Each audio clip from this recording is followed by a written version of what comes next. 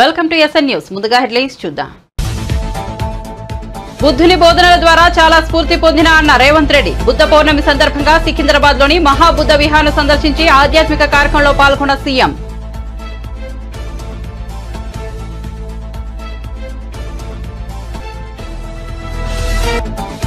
Polling రోజున EVM ధ్వంసం చేసిన పిన్నెల్లి నేడు ఏపీ హైకోర్టులో లంచ్ మోషన్ పిటిషన్ వేసిన పిన్నెల్లి విచారణ చేపట్టనున్న హైకోర్టు ధర్మాసనం.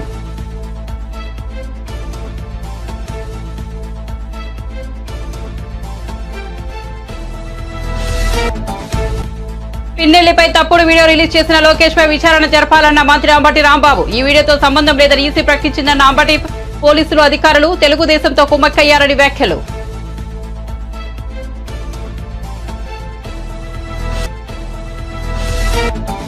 బీఆర్ఎస్ నాయకుడు శ్రీధర్ రెడ్డి హత్యను నిరసిస్తూ కొల్లాపూర్ చిన్నంబావు మండల కేంద్రంలో మృతదేహంతో పాటు పెద్ద సంఖ్యలో రాస్తారోకో. అంతిమ యాత్రలో బీఆర్ఎస్ వర్కింగ్ ప్రెసిడెంట్ కేటీఆర్.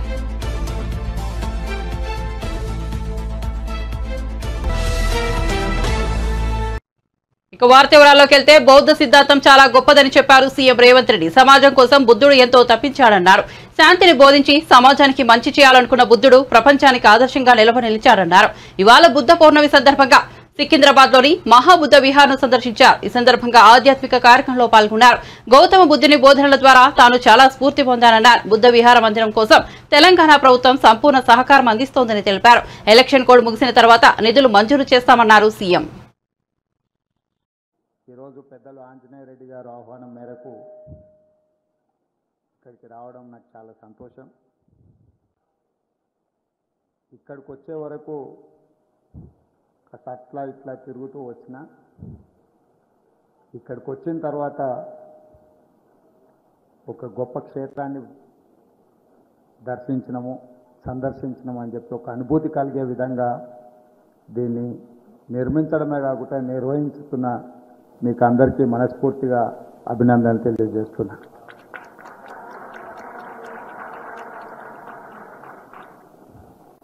నిర్వహణ అనేది ఒక గొప్ప కమిట్మెంట్. నిర్మించడం అనేది ఎవరైనా చేయడానికి అవకాశం ఉంటుంది. 10 రూపాయలు ఖర్చు పెడితే కన్స్ట్రక్షన్ అనేది it is not that big deal. But maintain చేయడము, వీటిని నిర్వహించడం అనేది చాలా గొప్ప విషయము. ఇక్కడికి వచ్చి ఈ వాతావరణము ఇవన్నీ చూసిన తర్వాత తన గొప్ప అనుభూతి. ఒక వ్యక్తి అన్నీ ఉండి, రాజ్యం ఉండి, అధికారం ఉండి, వీటన్నిటిని కాదని 29 సంవత్సరాల వయసులోనే శాంతిని సాధించాలి, శాంతిని బోధించాలి, సమాజానికి మేలు జరగాలన్న గొప్ప ఆలోచనతో గౌతమ బుద్ధుడు కలిగిన జ్ఞానోదయంతో గయా బిహార్లో మొదలుపెట్టిన ఈ కార్యక్రమం దాదాపుగా 2,500 సంవత్సరాలైన ఈ ఒక గొప్ప సిద్ధాంతంగా ప్రపంచానికే ఆదర్శంగా నిలబడ్డదంటే అతని ఆలోచన ధోరణి, అతను తీసుకున్న నిర్ణయాలు చాలా గొప్పగా ఉండడం వల్ల ఈరోజు మనమందరం, మీరందరూ ఒక శాంతి సందేశాన్ని గౌతమ బుద్ధుడి ద్వారా అన్ని మతాలను కలిపితే బౌద్ధ మతం అనే విధంగా ఈరోజు మనందరం భావిస్తున్నాము. ప్రధానంగా గౌతమ బుద్ధుడు బోధించిన బోధనలో నాకు ఇష్టమైన లైను, ధ్యానాన్ని ఒక పనిగా చేయడం కాదు, ప్రతి పనిని ఒక ధ్యానంగా చెయ్యాలి అని వారు ఏదైతే సూచన చేసిందో అందులో చాలా తత్వం ఉన్నది, చాలా బోధన ఉన్నది. చదివితే 2 లైన్లలాగా కనిపించవచ్చు, కానీ దాన్ని అర్థం చేసుకుంటే ప్రపంచ పరిజ్ఞానం అంతా అందులోనే ఉంది. మాచర్ల ఎమ్మెల్యే పిన్నెల్లి రామకృష్ణారెడ్డి ఈవీఎం ధ్వంసం కేసులో పరారీలో ఉండడంపై ఏపీ ఎన్నికల ప్రధాన అధికారి ముఖేష్ కుమార్ మీనా స్పందించారు. పిన్నెల్లి అరెస్టుకు చర్యలు తీసుకున్నామని, అతనిని అరెస్ట్ చేసేందుకు అదనపు ఎస్పీ, డీఎస్పీలతో 8 మంది బృందాలు ఏర్పాటు చేసినట్లు వెల్లడించారు. మాచర్ల ఘటనలకు సంబంధించి ఇప్పుడు పరామర్శలు సరికాదని రాజకీయ నేతలకు విజ్ఞప్తి చేస్తున్నట్లు తెలిపారు. కాగా ఈవీఎం ధ్వంసం చేసిన దృశ్యాలతో కూడిన వీడియో ఈసీ నుంచి బయటకు వెళ్లలేదని, దర్యాప్తు సమయంలో ఎక్కడో ఎవరి చేతి నుంచో ఆ విజువల్స్ బయటకు వచ్చాయని ముఖేష్ కుమార్ మీనా స్పష్టం చేశారు. ఈవీఎం ధ్వంసం ఘటనలో పీఓ, ఏపీఓల సస్పెన్షన్ కు ఇప్పటికే ఆదేశాలు ఇచ్చామని తెలిపారు. జూన్ 4న కౌంటింగ్ జరగనున్న నేపథ్యంలో ఈ నెల 25 నుంచి స్ట్రాంగ్ రూముల పరిశీలనకు రాష్ట్రంలో పర్యటిస్తానని వెల్లడించారు. మాచర్ల ఎమ్మెల్యే పిన్నెల్లి రామకృష్ణారెడ్డి ఈవీఎం ధ్వంసం చేసిన వ్యవహారంపై మంత్రి అంబటి రాంబాబు స్పందించారు. వైరల్ అవుతున్న మాచర్ల ఎమ్మెల్యే వీడియోతో సంబంధం లేదని ఈసీ ప్రకటించిందని, దీన్ని బట్టి పోలీసులు అధికారులు తెలుగుదేశంతో ఎంతో కుమ్మక్కయ్యారో తెలుస్తుందని అంబటి రాంబాబు ట్వీట్ చేశారు. ఎమ్మెల్యే పిన్నెల్లిపై తప్పుడు వీడియోను ఎక్స్ తో రిలీజ్ చేసిన నారా లోకేష్ పై విచారణ జరపాలని డిమాండ్ చేశారు. తగిన చర్యలు తీసుకోవాలని పేర్కొన్నారు. హింసాత్మక సంఘటనలు జరిగి ఒక విధంగా చెప్పాలంటే కానీ విని ఎరుగని రీతిలో ఏ రోజు జరగనటువంటి విధంగా ఏ ఎన్నికల్లోనూ జరిగినంత హింస అక్కడ చోటు చేసుకుంది. ఆ హింస చోటు చేసుకోవడానికి గల కారణాల మీద మేము ఈసీకి అనేక రకాలుగా రిపోర్ట్ చేయడం జరిగింది. ఆ రోజున పోలింగ్ రోజున పోలీసులు అసలు రిస్క్యూకు రానటువంటి పరిస్థితిని కూడా వివరించడం జరిగింది. తర్వాత అక్కడ పోలీసు అధికారులను సస్పెండ్ చేశారు, కలెక్టర్ని మార్చారు, ఇంకా కొన్ని చోట్ల కలెక్టర్ని మార్చారు. ఏదో కొంత జరిగింది, ప్రాథమికంగా తప్పు జరిగిందనేటువంటి భావన సర్వత్రా వ్యాపించి ఉన్నటువంటి తరుణం. ఈ తరుణంలో మరి అనేక చోట్ల బూతులు క్యాప్చర్ చేసుకున్నారు, దొంగ ఓట్లు వేసుకున్నారు, ఈవీఎంలను పగలగొట్టడానికి ప్రయత్నం చేశారు, బూత్ క్యాప్చరింగ్ జరిగింది. తెలుగుదేశం వాళ్ళు కూడా భయంకరంగా చేసేటటువంటి పరిస్థితి కనిపించింది. ఇక్కడ ప్రధానంగా ఇవాళ నేను మాట్లాడాలనుకుంటున్న అంశం ఏంటంటే పిన్నెల రామకృష్ణారెడ్డి గారు మాచర్ల నియోజకవర్గంలో చాలా దారుణాలు జరిగిపోయాయి. కొన్ని చోట్లయితే అసలు పోలింగ్ స్టేషన్లోకి వైఎస్ఆర్ కాంగ్రెస్ పార్టీ ఓటర్లు వెళుతుంటే వారిని వెళ్ళకోకుండా అడ్డుకొని కొట్టి తన్ని గాయపరిచి బయటికి పంపించినటువంటి సంఘటన చూశాం. దాని మీద అనేక సందర్భాల్లో ఆ రోజున చివరికి పిన్నెల రామకృష్ణారెడ్డి గారు కూడా ఆయన రిపోర్ట్ చేయడం జరిగింది, ఫోన్లు చేయడం జరిగింది. కానీ ఎవరు పోలీసులు రిస్క్కి రాలేదు. అయితే ఇవాళ నాకు చిత్రంగా అనిపించింది అంటే ఇవాళ ఒక వీడియో రిలీజ్ అయింది. ఇది రామకృష్ణారెడ్డి గారు ఒక పోలింగ్ బూత్లో, ఏ పోలింగ్ బూత్ అయితే ఇప్పుడు నేను చెప్తున్నాను ఆ పోలింగ్ బూత్లో ఆ ఈవీఎంను పగలగొడుతున్నట్టుగా ఒక వీడియో రిలీజ్ అయింది. ఇది ఎక్కడి నుంచి రిలీజ్ అయిందో మరి అర్థం కావడంలా. ఇది election commission has to release. యాక్చువల్గా ఇది లోకేష్ గారు ట్విట్టర్లో పెట్టారంట. ఎట్లా చేరింది లోకేష్ గారు ట్విట్టర్కి? Is it false or right? అది ఫేక్గా? అది కంక్లూజన్ ఎవిడెన్సా కాదా? ఆలోచించాలి కదా. ఇది డైరెక్ట్గా తెలుగుదేశం అధినేత కొడుకు అయినటువంటి లోకేష్ ట్విట్టర్లోకి ఎట్లా వెళ్ళింది? కలెక్టర్న రిలీజ్ చేయాలి, ఎలక్షన్ కమిషన్కి సంబంధించిన వారిని రిలీజ్ చేయాలి, ఆర్ఓన రిలీజ్ చేయాలి. రిలీజ్ చేయకోకుండా వారికి ఎలా చేరింది అంటే ఇక్కడ ఏదో కుమ్మక్కు జరుగుతూ ఉన్నది అనేటువంటి భావన చాలా స్పష్టంగా అర్థమవుతా ఉన్నది. అంటే అధికారులు, ఎన్నికల కమిషన్ ఉన్న అధికారులు, తెలుగుదేశం పార్టీ వారు కలిసి కుట్ర చేస్తున్నారేమోననేటువంటి అనుమానం కలగటం సహజమైనటువంటి అంశం. ఒకవేళ అది నిజంగానే జరిగిన సంఘటన అనుకోండి, చట్టం తన పని తాను చేసుకుంటుంది, దానిలో ఏ విధమైన తప్పిదము లేదు. మేము అనేది ఏంటంటే ఇట్స్ ఎ ఫేక్ కూడా కావచ్చు అనేటువంటి అభిప్రాయం. అదే బూత్లో నేను మనవి చేస్తున్నా, ఎక్కడైతే ఇవాళ ఆ పాలవాయి గేట్ అనేటువంటి బూత్ ఉందో ఆ బూత్లో ఎంత దారుణంగా జరిగిందంటే అంతకుముందు మన పిన్నెల రామకృష్ణారెడ్డి గారు చాలా క్లియర్గా ఎస్టాబ్లిష్ చేశారు అక్కడ. అది కూడా నేను మీకు చూపిస్తా.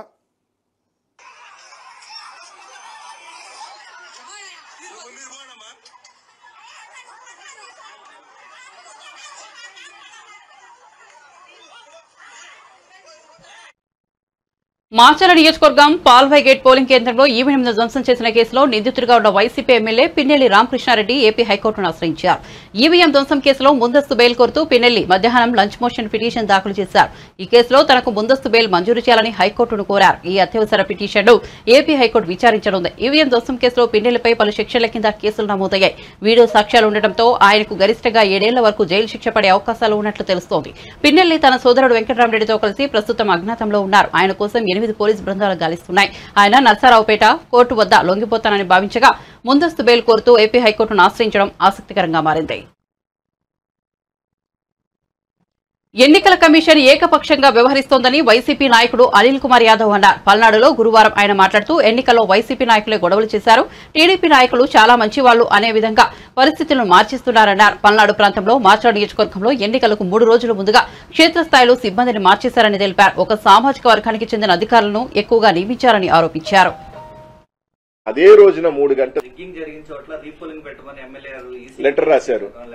తుమ్మరకోట, ఒప్పిచెర్ల, పాల్వాయి గేటు, చింతపల్లిలో ఈ విధంగా రిగ్ జరుగుతుంది, ఇక్కడ రీపోలింగ్ పెట్టమని అదే రోజున 3 గంటలకి లెటర్ రాస్తే కూడా ఏం పర్వాలేదు, పోలీసులను పెట్టుకుని మేము రిగ్ చేసుకున్నా విధంగా ఆ పగిలిపోయిన ఈవీఎంల దగ్గర కూడా ఇంకో కొత్త ఈవీఎం తీసుకొచ్చి పోలింగ్ జరిపారు కానీ పోలీసులు అండని పెట్టి టీడీపీ వాళ్ళు చేయించారు కానీ రీపోలింగ్ చేయించాలని ఆలోచన కూడా రాదు. కనీసం తన అభ్యర్థి పోయి ఏజెంట్ గా కూర్చుంటాడు కదా, అవసరమైతే ఎమ్మెల్యే గారైనా కూర్చొని ఇది ఓటుందా లేదో చూసుకునే అవకాశం కూడా ఎమ్మెల్యేకి కానీ ఎమ్మెల్యే సోదరులు కానీ వాళ్ళ కుటుంబ సభ్యులకి ఇవ్వలేదంటే పోలీసు ఏ విధంగా, ఎందుకంటే 500 మంది 1000 మంది వాళ్ళు ఉన్నప్పుడు బీసీలు ఎస్సీలు వచ్చి ఓటు ఎలా వేస్తారు? ఏజెంట్ గా కూర్చొని కర్రలు తీసుకొని కొడతా ఉంటే ఆ కుమ్మరికోట్లో మీరు చూశారు ఏ విధంగా రాడ్డులతో కొట్టారు. ఏజెంట్ తలకాయ బాలు కొడితే భయం ఉంటుంది కదా, కనీసం ఎమ్మెల్యే పోయి నేను లోపల కూర్చుంటే ధైర్యం ఇస్తాను అని అంటే కూడా దానికి కూడా ఒప్పుకోలేదు తెలుగుదేశం పార్టీ. కనీసం అయినా రీపోలింగ్ చేయించాలనే ఆలోచన ఎలక్షన్ కమిషన్ ఎందుకు రాలేదు? ఇంతకన్నా చాలా గతంలో తీసుకుంటే చాలా తక్కువ గొడవల ప్రాంతాల్లోనే రీపోలింగ్ జరిగింది. ఇట్లాంటి పెద్ద పెద్ద ఎత్తున పోలింగ్ జరిగిన దగ్గర రీపోలింగ్ ఎందుకు పెట్టట్లేదు?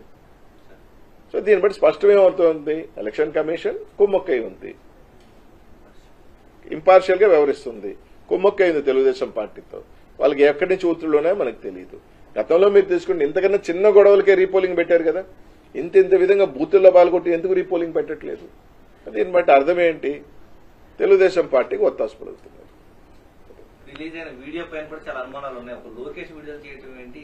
అదే చెప్పేది, లోకేష్ రిలీజ్ చేయటము తెలుగుదేశం పార్టీ గ్రూపులు ఆడటం. నిజంగా ఒక అఫీషియల్ గా రిలీజ్ చేసినప్పుడు ఎలక్షన్ కమిషన్ లో నుంచో లేకపోతే ఎలక్షన్ కమిషన్ గ్రూపులో రావాలి.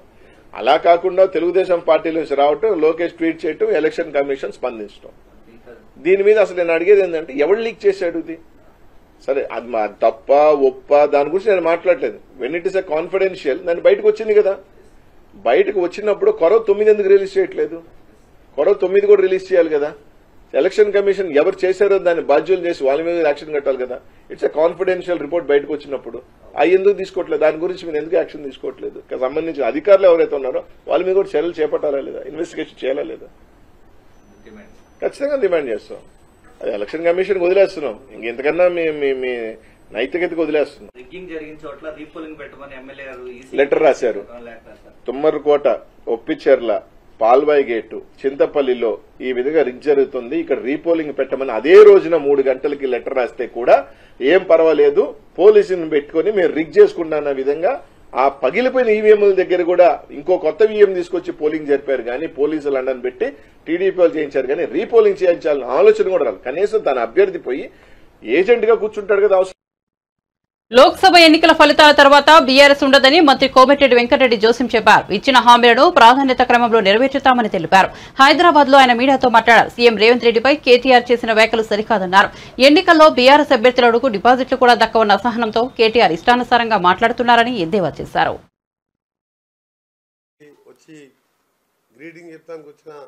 మా తమ్ముళ్లకు, అన్నలకు, చెల్లెళ్ళకి అందరూ కూడా ధన్యవాదాలు తెలియజేసుకుంటూ, ఎన్నికల రిజల్ట్ ఇంకా 4వ తారీఖు కంప్లీట్ అవుతుంది. ఆ తర్వాత బీఆర్ఎస్ పార్టీ అనే పార్టీ మొత్తం కూడా భూస్థాపితం కాబోతున్న సందర్భంలో ఫ్రస్ట్రేషన్లో ఒకవైపు ఇంట్లో ఫ్యామిలీలో వాళ్ళ చెల్లె జైల్లో ఉండడం, అది బెయిల్ రాదని తెలుసా ఆయన, ఆ ఫ్రస్ట్రేషను, పదవి పోయిందని ఫ్రస్ట్రేషను, ఏం పోయిందో కానీ కేటీఆర్ గారు ఒక చదువుకున్న వ్యక్తి, అమెరికాలో చదువుకున్నని చెప్పుకునే వ్యక్తి, ఆయన మాట్లాడిన మాటలు ముఖ్యమంత్రి, గౌరవ ముఖ్యమంత్రి గారిని పట్టుకొని రేవంత్ రెడ్డి అంత సిగ్గుమాలిన పనికిమాలిన సీఎం దేశంలో ఇంకొకటి లేడంట. అంటే ఎందుకు ఉచితంగా 50 కోట్ల మంది మహిళలు ఇవాళ ఆర్టీసీలో ప్రయాణం చేసడానికి రోజు 15 కోట్ల రూపాయలకు భరించి చేయడం తప్ప 500కి గ్యాస్ సిలిండర్ ఇచ్చి సంవత్సరానికి 3 సిలిండర్ వాడినా అది ఒక 2000 రూపాయలు ఇవాళ ఉచితంగా ఇస్తున్నందుక, నెలకు 1000 రూపాయలు వచ్చే కరెంటు బిల్లుని 0 బిల్లుగా మార్చి సంవత్సరానికి 12,000 ఇవాళ పేద కుటుంబం వాళ్ళందరూ, తెల్లకాడున్న వాళ్ళందరూ కూడా ఉచితంగా 200 కరెంటు ఇస్తున్న సంగతి మీ అందరికీ తెలుసు. ఇంకా ఎన్నో కార్యక్రమాలు. ఆయన ఏమంటారంటే 30,000 ఉద్యోగాలు మొత్తం మేమే సెట్ చేసినాం, దాన్ని ఆయన అనుకున్న జవాబులు మేము ఇచ్చి చెప్పుకుంటున్నాం అంటారు. మరి ఎందుకు ఇవ్వలేకపోయినావు కేటీఆర్ను? నువ్వే కదా రాష్ట్రాన్ని మొత్తం రాజ్యాన్ని నడిపించింది. మీ నాయన పామోదనం అనుకుంటే నువ్వే రాజ్యం వెళ్ళలేవు కదా. దేశాలు తిరుగుకుంటావు, ఏడ చూసినా టీవీలో నువ్వే అందరూ మినిస్టర్లను డమ్మీ చేసి మొత్తం రాజ్యం వెళ్ళాము. నువ్వే ఒక డిక్టేటర్ ముఖ్యమంత్రిగా 30,000 ఆర్డర్లు ఎందుకు ఇవ్వలేదు? ఇవన్నీ పిచ్చి మాటలు మాట్లాడుతున్నాడు. ఇంకా మూసీ లాంటి ప్రాజెక్టు ఎప్పుడన్నా మీ కళలో కూడా వచ్చిందా? 6 లక్షల కోట్లు 6,90,000 కోట్లు అప్పు చేసినాము. ఆ మూసీ మురికి వాటర్ మీద ఒక కేబుల్ బ్రిడ్జ్ కట్టి అంతా హైదరాబాద్ అని అభివృద్ధి అయిందని చెప్పుకున్నాను. ఆ మాత్రం జ్ఞానం లేకుండా ఏదో ఇండస్ట్రియల్ టెక్ మహీంద్రా వెళ్ళిపోతుంది. ఏం పోవు. ఇలా మూసి 40,000 కోట్లతో ఇవాళ ప్రక్షాళన ఉదయం లేస్తే మా ముఖ్యమంత్రి గారు అదే మాట్లాడతారు. ఈరోజు ఆయన మేము తిడతానేమో, ముఖ్యమంత్రి గారు తిడతానేమో, ఇష్టం ఉన్నట్టు తిడుతున్న ముఖ్యమంత్రి గారు అంటాడు. నువ్వు ఒక చిన్నపిల్లదాన్ని, ఆయనకంటే వయసులో చిన్న, ఏదో మీ నాయన పేరు చెప్పుకొని నువ్వు మంత్రి అయినవు. నీలాగా ఆయన రాలే కదా. ఆయన జడ్పీటీసీ ఇండిపెండెంట్గా గెలిచిండు, ఎమ్మెల్సీ ఇండిపెండెంట్గా గెలిచిండు, తర్వాత వేరే పార్టీకి పోయిండు, తర్వాత కాంగ్రెస్కి వచ్చిండు, ప్రజల మధ్య పోరాటం చేసిండు, ముఖ్యమంత్రి అయ్యిండు. నువ్వు ఆయనను పట్టుకొని సిగ్గుమాలిన పనికి మాలిన సీఎం అంటే మరి నిన్నేమని చెప్పాలి? కేటీఆర్ నిన్నేమని పిలవాలి? నువ్వు ఉద్యమకారుడువా?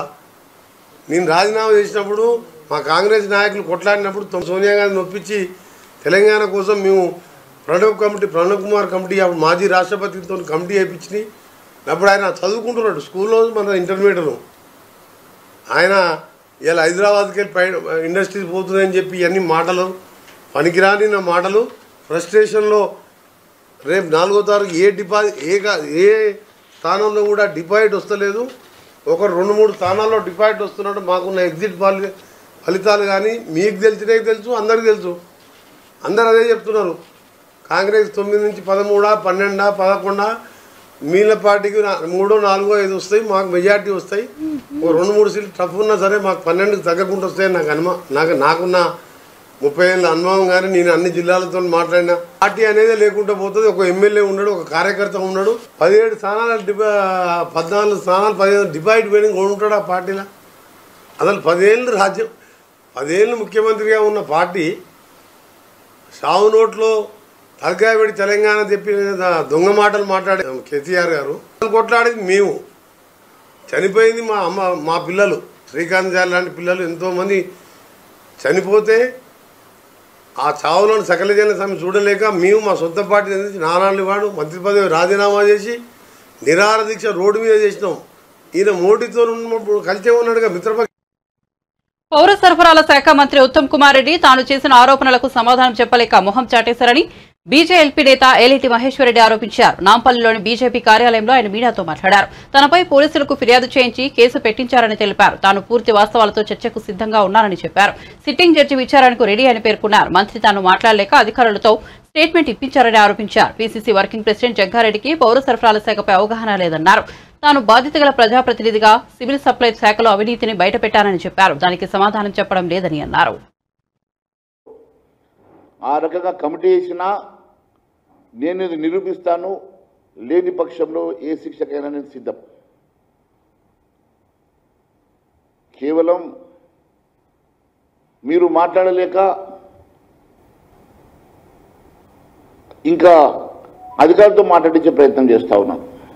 పాపం అధికారులకు మీ ఒత్తిడి తట్టుకోలేక ఆయన ఏదో ఒక స్టేట్మెంట్ ఇవ్వాలి కాబట్టి స్టేట్మెంట్ ఇవ్వడం వలన సమస్య పరిష్కారం కాదు. సమస్య పరిష్కారం కావాలంటే నేను ఇచ్చినటువంటి ఆధార్తో సహా చేసినటువంటి ఆరోపణలు మీరు ఏ రకంగా రెక్టిఫై చేస్తారు, ఏ రకంగా సివిల్ సప్లైస్లో ఉన్నటువంటి అవినీతిని, సివిల్ సప్లైస్లో ఉన్నటువంటి అవకతవకల్ని ఏ రకంగా మీరు సరిదిద్దుతారో చేయాల్సినటువంటి బాధ్యతాయుతమైనటువంటి పదవిలో ఉన్నటువంటి ఉత్తమ్ కుమార్ రెడ్డి గారు ఈరోజు దిగజారి పోలీస్ కంప్లైంట్లు పెట్టి ఇప్పుడే జగ్గారెడ్డి గారితో కూడా ఒక స్టేట్మెంట్ ఇప్పించారు. జగ్గారెడ్డి గారి స్టేట్మెంట్ నేను చూశాను. నన్ను ఉత్తమ్ కుమార్ రెడ్డి గారు ఫోన్ చేసి బతిమలాడి నాతో ఒక ప్రెస్ మీట్ పెట్టమంటే నేను ప్రెస్ మీట్ పెడుతున్నానని చెప్పారు. పాపం జగ్గారెడ్డి గారికి సివిల్ సప్లైస్ మ్యాటర్లో జరుగుతున్నటువంటి అంశం మీద వారికి ఏం అవగాహన ఉంది? మీరు మంత్రిగా మీరు నేను చేసినటువంటి ఆరోపణలు, నేను సంధించినటువంటి ప్రశ్నలకు సమాధానం మీరు చెప్పాలి. నేను ఒక ప్రజాప్రతినిధిగా, భారతీయ జనతా పార్టీ శాసనసభ పక్ష నేతగా ఆధారంతో సహా నేను చాలా అంశాలని, చాలా ప్రశ్నలని సంధించి దాంట్లో జరుగుతున్నటువంటి అవకతవకలు వెలికితీస్తే వాటిని సరిచేస్తామనో లేకుంటే వాళ్ళ మీద చర్యలు తీసుకుంటామనో చెప్పాల్సినటువంటి మీరు భుజాలు తడుముకుంటూ మీరే అవినీతి చేసినట్టుగా ముఖం చాటేస్తూ మీరు చేసినటువంటి పోలీస్ కంప్లైంట్ల ద్వారానో లేక అధికారులతో స్టేట్మెంట్ ఇవ్వడం వలన సమస్య పరిష్కారం కాదు అని నేను తెలియజేస్తా ఉన్నాను. మంత్రి గారు, మీరు ఏ రోజు వస్తే ఆ రోజు మీద చర్చకు సిద్ధం. నేను దానికి ముందు ఒక 4-5 అంశాలు నేను మీ దృష్టికి తీసుకొస్తా ఉన్నాను. మొన్న విశాఖపట్నం జిల్లాలోని సింహాచలం క్షేత్రానికి గురువారం భక్తులు పోటెత్తారు. వైశాఖ పౌర్ణమి సందర్భంగా అప్పన్న స్వామి దర్శనానికి పెద్ద సంఖ్యలో భక్తులు తరలివచ్చారు. అర్చకులు సంప్రదాయబద్ధంగా స్వామివారికి చందన సమర్పణ పూర్తి చేశారు. తెల్లవారుజామున 2 గంటలకు స్వామివారికి మేల్కొల్పు పలికారు.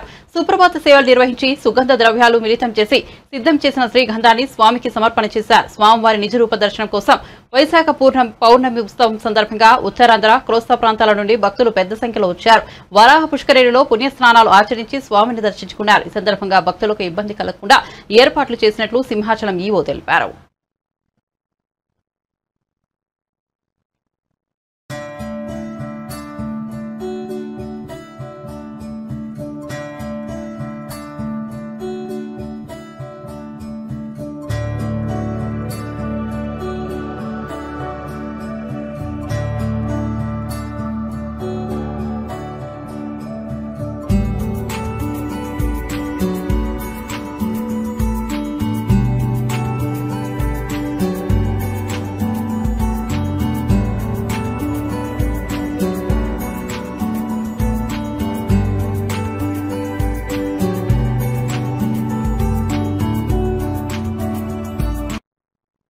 విశాఖపట్నంలో జగన్, కేఏ పాల్ ఇద్దరు ప్రమాణ స్వీకారం చేస్తానని చెబుతున్నారని, అది పిచ్చాసుపత్రిలో చేస్తారో మరి ఎక్కడైనా చేస్తారో వారి ఇష్టమని, అది కూడా మాక్ ప్రమాణ స్వీకారం అని నర్సాపురం ఎంపీ రఘురామకృష్ణరాజు అన్నారు. అంబేద్కర్ కోనసీమ జిల్లా రావులపాలెంలో తెలుగు యువత జిల్లా అధ్యక్షుడు చిలువూరి సతీష్ రాజు ఆధ్వర్యంలో కార్యకర్తలు, నాయకులు ఘనస్వాగతం పలికారు. సతీష్ రాజు స్వగృహం వద్ద కార్యకర్తలు, నాయకులతో రఘురామకృష్ణరాజు సమావేశమయ్యారు. అనంతరం వాడపల్లి వెంకటేశ్వర స్వామి వారిని దర్శించుకుని ప్రత్యేక పూజలు నిర్వహించారు. ఆత్రేయపురంలో మండల తెలుగుదేశం పార్టీ అధ్యక్షుడు ముదునూరి వెంకటరాజు నివాసం వద్ద ఏర్పాటు చేసిన విలేకరుల సమావేశంలో రఘురామకృష్ణరాజు మాట్లాడుతూ త్వరలోనే రాష్ట్ర ముఖ్యమంత్రిగా అమరావతిలో చంద్రబాబు నాయుడు ప్రమాణ స్వీకారం చేస్తారన్నారు. కూటమికి 125 సీట్లు తగ్గకుండా వస్తాయన్నారు. జూన్ 9వ తేదీన జగన్ ప్రమాణ స్వీకారం చేస్తానని అంటున్నారని, అలాగే కేఏ పాల్ కూడా విశాఖపట్నంలో చేస్తానంటున్నారని, ఇద్దరు కూడా పిచ్చాసుపత్రిలో చేస్తారన్నారు. అది కూడా మాకు ప్రమాణ స్వీకారం అన్నారు. వైఎస్ఆర్సీపీ ఎమ్మెల్యే పిన్నెల్లి రిగ్గింగ్ ఆపడానికి వెళ్లారని సాక్షి పేపర్లో రాయడం విడ్డూరంగా ఉందన్నారు. రిగ్గింగ్ ఆపడానికి వెళ్తే ఎందుకు పారిపోవాల్సిన పని వచ్చిందన్న పేర్కొన్నారు. విశాఖపట్నంలో ప్రమాణ స్వీకారం చేస్తానని అన్నారు. 151 పైగా స్థానాలు వస్తాయన్నారు. అదే విశాఖపట్నం నుంచి కేఏ పాల్ గారు ఎంపీగా పోటీ చేశారు. ఆయన నాకు 10 లక్షల ఓట్లు, 15 లక్షలకు గాను 10 లక్షల ఓట్లు పోలేనివి. విశాఖపట్నం ఎంపీగా నా పని నేను ఆల్రెడీ ప్రారంభిస్తాను అని చెప్పిన సందర్భంగా మీలాంటి విలేకరులు అడిగారు, మరి ఎన్ని స్థానాలు వస్తాయి అనుకుంటున్నారు అంటే 150 ఖచ్చితంగా వస్తాయి. ఏమో ఈ ట్రెండ్ ఇలాగే ఉంటే 175 వచ్చినా పర్వాలేదు అని పాల్ గారు అన్నారు. పాల్ గారికి ఏదైతే 175 అన్నారో, జగన్మోహన్ రెడ్డి గారికి తరఫున బొత్స సత్యనారాయణ గారు కూడా 175 వస్తాయని చెప్పారు. పాల్ గారు వైజాగ్లోనే ప్రమాణ స్వీకారం చేస్తా అన్నారు. జగన్ గారు వైజాగ్లోనే ప్రమాణ స్వీకారం చేస్తానంటున్నారు. సో ఈ రెండు విడివిడి వార్తలు మీరు కలిపి మీరే చదువుకోండి, దాన్ని బట్టి మీరు అర్థం చేసుకోండి. ఖచ్చితంగా 125 స్థానాలకి తగ్గకుండా తెలుగుదేశం పార్టీ కూటమి అంటే తెలుగుదేశం, జనసేన, భారతీయ జనతా పార్టీల కూటమి కలిసి లీస్టుగా సాధించబోతున్నాయి. అది మరింత పెరగవచ్చు. ఎందుకంటే నేను వాళ్ళకిలాగా పిచ్చోళ్ళలాగా నేను మాట్లాడను. 175 వస్తాయని ఇలాంటి పిచ్చి మాటలు మాట్లాడను. ఖచ్చితంగా వచ్చే స్థానాలే సర్వేలు చూసి మేము చేయించిన సర్వేలు కానీ ఇతరులు చేసిన సర్వేలు కానీ అవి ఇవి క్రాస్ వెరిఫై చేసుకుని ఏదన్నా చెప్పాము అంటే ఒక క్రెడిబిలిటీ అనేది గత 4 ఏళ్లుగా నాకు ఏర్పడింది. కాబట్టి రాజుగారు ఏది పడుతుంది లూజుగా మాట్లాడడం అని అందరూ అనుకుంటారు. కాబట్టి నేను ఏది చెప్పినా కూడా ఒక ప్లస్ ఆర్ మైనస్ ఒక 5 లాగా ఉండాలి తప్ప చిల్లర వ్యక్తుల్లాగా చిల్లర మాటలు మాట్లాడకూడదు. నేను చెప్పొచ్చు 175 మాకు వస్తున్నాయని, దరిద్రంగా ఉంటుంది, చెప్పకూడదు. సో కాబట్టి 125 సీట్లకు తగ్గవు. మంచి ఇంకా పైచీలకు ఓట్లు మొన్న ఎలక్షన్ జరిగిన ఆ ప్యాటర్న్ చూస్తే ప్రజలు ఎంతో ఓపికగా రాత్రి కొన్ని చోట్ల 12 దాటింది, అయినా ఒక లక్ష్యంతో ఒక కక్షతో ఓట్లు వేసినట్టుగా అనిపించింది. కక్ష గత ప్రభుత్వం మీద 5 ఏళ్ల క్రితం ఓడిపోయిన ప్రభుత్వం మీద ఉండే అవకాశం లేదు.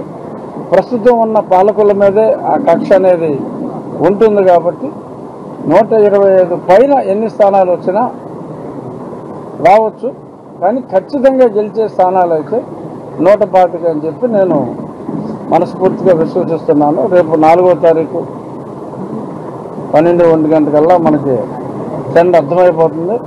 పాల్ గారు కానీ జగన్ గారు కానీ మరి విశాఖపట్నంలో మెంటల్ హాస్పిటల్లో చేసుకుంటారా, ఇంకెక్కడైనా ప్రమాణ స్వీకారం చేస్తారో వాళ్ళ ఇష్టం. ఎందుకంటే వాళ్ళు చేసేది మాక్ ప్రమాణ స్వీకారం. కాబట్టి మేము చంద్రబాబు నాయుడు గారు అమరావతిలోనే ప్రమాణ స్వీకారం చేస్తారు. అది 9 లేకపోతే ఒక రోజు ముందో ఒక రోజు తర్వాత అనేది ఆయన నక్షత్రం బట్టి ఆయన జ్యోతిష్యులు ఆర్ సిద్ధాంతులు చెప్పిన దాన్ని బట్టి ఆధారపడి ఉంటుంది. ఖచ్చితంగా చంద్రబాబు నాయుడు గారు, పవన్ కళ్యాణ్ గారు, భారతీయ జనతా పార్టీ నాయకత్వంలోనే రాష్ట్ర ప్రభుత్వం ఏర్పడుతుందని చెప్పడంలో ఎటువంటి సందేహం లేదు. అసలు జగన్మోహన్ రెడ్డి గారు వస్తారా, 1వ తారీఖు రారా? హత్య రాజకీయాలు తెలంగాణకు మంచిది కాదని బీఆర్ఎస్ వర్కింగ్ ప్రెసిడెంట్ కేటీఆర్ పేర్కొన్నారు. 4 నెలల కాలంలోనే 2 హత్యలకు కారణమైన మంత్రి జూపల్లి కృష్ణారావును మంత్రివర్గం నుంచి సస్పెండ్ చేయాలని సీఎం రేవంత్ రెడ్డిని కేటీఆర్ డిమాండ్ చేశారు. చిన్నంబావు మండలం లక్ష్మీపల్లిలో బొడ్డు శ్రీధర్ రెడ్డి అంతిమయాత్రలో పాల్గొన్న సందర్భంగా కేటీఆర్ మీడియాతో మాట్లాడారు. శ్రీధర్ రెడ్డి హత్యకు జూపల్లి కృష్ణారావే బాధ్యత వహించాలని పేర్కొన్నారు. ఇది మొదటి హత్య కాదు, పేరుకేమో ప్రజాపాలన, చేస్తున్నది ప్రతీకార పాలన. ప్రతీకారంతో రగిలిపోతూ ఎన్నికల్లో ఒత్తాసు పలకని వారి మీద ప్రతీకారం తీర్చుకునే దిక్కుమాలిన పాలన. ఇది కాంగ్రెస్ పాలన. ఈ హత్యకు ప్రభుత్వమే బాధ్యత వహించాలని తెలిపారు.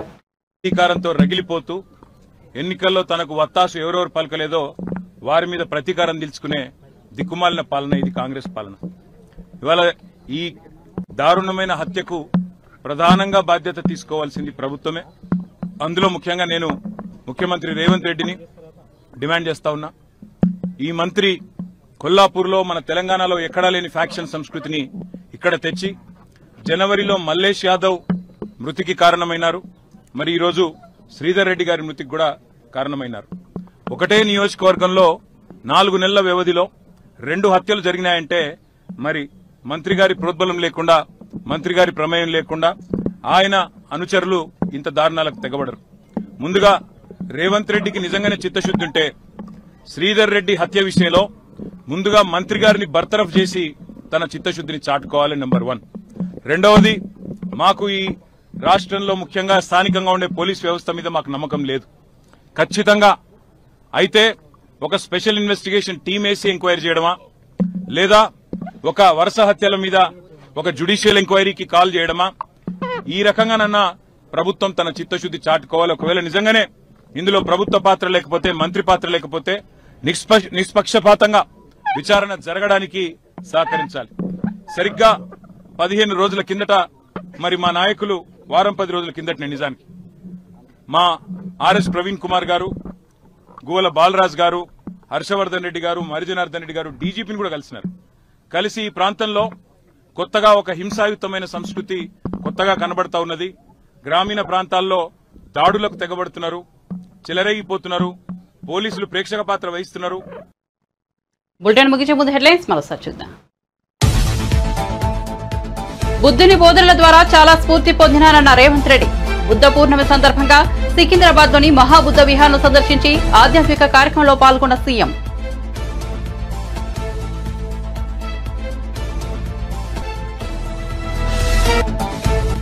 పోలింగ్ రోజున ఈవీఎం ధ్వంసం చేసిన పిన్నెల్లి నేడు ఏపీ హైకోర్టులో లంచ్ మోషన్ పిటిషన్ చేసిన పిన్నెల్లి విచారణ చేపట్టనున్న హైకోర్టు ధర్మాసనం.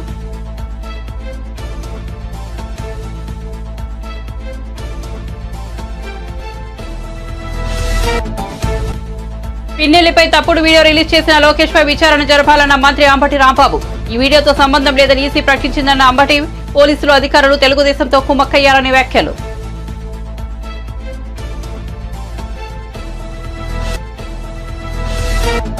బీఆర్ఎస్ నాయకుడు శ్రీధర్ రెడ్డి హత్యను నిరసిస్తూ కొల్లాపూర్ చిన్నబాబు మండల కేంద్రంలో మృతదేహంతో పాటు పెద్ద సంఖ్యలో రాస్తారోకో. అంతిమయాత్రలో బీఆర్ఎస్ వర్కింగ్ ప్రెసిడెంట్ కేటీఆర్.